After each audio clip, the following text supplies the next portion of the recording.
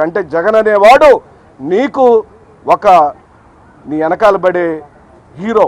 నువ్వు విలన్ అయితే జగన్మోహన్ రెడ్డి అనే హీరో నిరంతరం నిన్ను తరుముతూనే ఉంటాడు. అందుకే జగన్ అంటే భయం, జగన్మోహన్ రెడ్డి పార్టీ అంటే భయం, జగన్మోహన్ రెడ్డి పార్టీ నాయకత్వాలంటే భయం, జగన్మోహన్ రెడ్డి యొక్క మాటలంటే భయం, జగన్మోహన్ రెడ్డి ఉనికంటే భయం.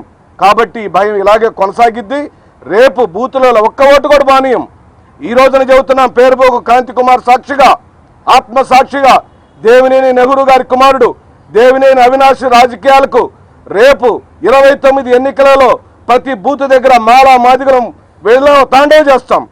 కర్రలతో, కత్తులతో, గొట్టలతో ఎక్కడొచ్చినా, వీపులు పగలగొట్టినా, తలలు పగలగొట్టినా దేవినేని అవినాష్ అనే వాడిని అసెంబ్లీలోకి పంపించే తీరుతాం. మాదే యుద్ధం, నీకు మాకే యుద్ధం.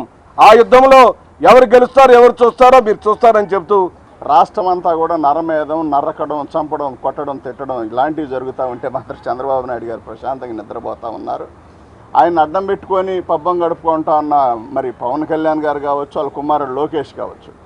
లోకేష్ ఏదో చెప్తా ఉన్నాడు, అంటే గతంలో చంద్రబాబు నాయుడు గారు ముఖ్యమంత్రిగా ఉన్నారు, ఇప్పుడు లోకేషే ముఖ్యమంత్రి, షాడో ముఖ్యమంత్రిగా పనిచేస్తున్నాడు, సకల శాఖలకు ఆయనే మంత్రిగా పనిచేస్తూ ఉన్నాడు. కాబట్టి ఆయన ఏం చెప్తే అది నడవాలి. అందుకే ఇది రాష్ట్రంలో ఈ నరమేధం నడుస్తూ ఉంది.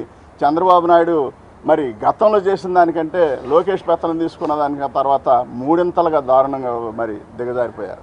ఒక షూటింగ్ పెడతాడు, షూటింగ్ పెట్టి ఆ షూటింగ్లో 5,000 10,000 వాళ్ళకి ఇవ్వడం, ఆ షూటింగ్ చేపల కూర ఉండడం, టీ పెట్టడం, ఇలాంటివన్నీ తగిలించుకొని ఒక 5,000 రూపాయలు వాళ్ళకి ఇవ్వడం. ఈయన మాత్రం 1,50,00,000 ఖర్చు రాసుకుంటా ఉంటాడు. ఈయన వెళ్ళినందుకు 1,50,00,000 ఖర్చు, టీ మాత్రం టీ పెట్టిన వాళ్ళకి వాళ్ళ ఇంటికి వెళ్ళినందుకు 5,000 10,000 ఇస్తూ ఉంటాడు. అంటే రోజు ఒక షూటింగ్ మూడ్. అంటే పవన్ కళ్యాణ్ గారు ఆగిపోయాడు కాబట్టి ఆ షూటింగ్ మూడ్ అంతా ఈయన నడుపుతూ ఉన్నాడు, నువ్వు ఆగి నేను చేస్తాలే అని చెప్పి. అలాగనే ఈ రాష్ట్రంలో హడావుడి పబ్లిసిటీ తప్ప రాష్ట్ర ప్రజలకు ఉపయోగపడింది ఏమీ లేదు. సీనియర్ కదా, 40 సంవత్సరాలు, 4 సార్లు ముఖ్యమంత్రి. ఈ సీనియర్టీ అంతా కూడా ఎందుకు ఉపయోగపడతా ఉందంటే జగన్మోహన్ రెడ్డి గారు చెప్పే పాలన కొనసాగిస్తూ ఉన్నారు. ఇందాక అన్నట్టుగా ఈ నియోజకవర్గంలో ఖచ్చితంగా అవినాష్ అన్నను గెలిపిస్తాం. ఖచ్చితంగా మరి నా కోరికైతే దేవుడు జగనన్న రూపంలో మినిస్టర్గా కూడా చేయాలని కోరుకుంటా ఉన్నాను. ఎందుకంటే మా సొంత అన్నలాగా ఈ విషయాన్ని అంతా కూడా ఆయనే ఫాలోఅప్ చేస్తూ పొద్దున్న లేస్తే అన్న ఇవాళ ఈ విషయం ఉంది, ఇవాళ మన క్రాంతి వాళ్ళ ఇంటికి వెళ్ళాలి, మీరు అందరు రండి. ప్రతి విషయం ఎవరన్నా కాసేపు అలసట తీసుకుంటారు, టైం అంటే టైం, పద్ధతి అంటే పద్ధతి, వెళ్ళాలంటే వెళ్ళటమే.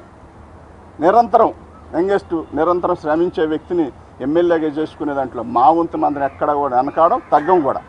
మరీ ముఖ్యంగా క్రాంతి కుమార్ కుటుంబానికి 10 లక్షల రూపాయలు ఆర్థికంగా ఒక భరోసానిచ్చి ఆ కుటుంబానికి నేనున్నాను అని చెప్పని అండగా నిలిచిన మా నాయకుడు, గొప్ప మనిషి, గొప్ప నాయకుడు, మనసున్న నాయకుడు జగన్మోహన్ రెడ్డి గారికి ఈరోజు మొత్తం మా నియోజకవర్గం కానివ్వండి, లేకపోతే మా ప్రాంతం కానివ్వండి, ప్రతి ఒక్కరం గారా జగన్మోహన్ రెడ్డి గారికి ధన్యవాదాలు తెలుపుకుంటున్నాం.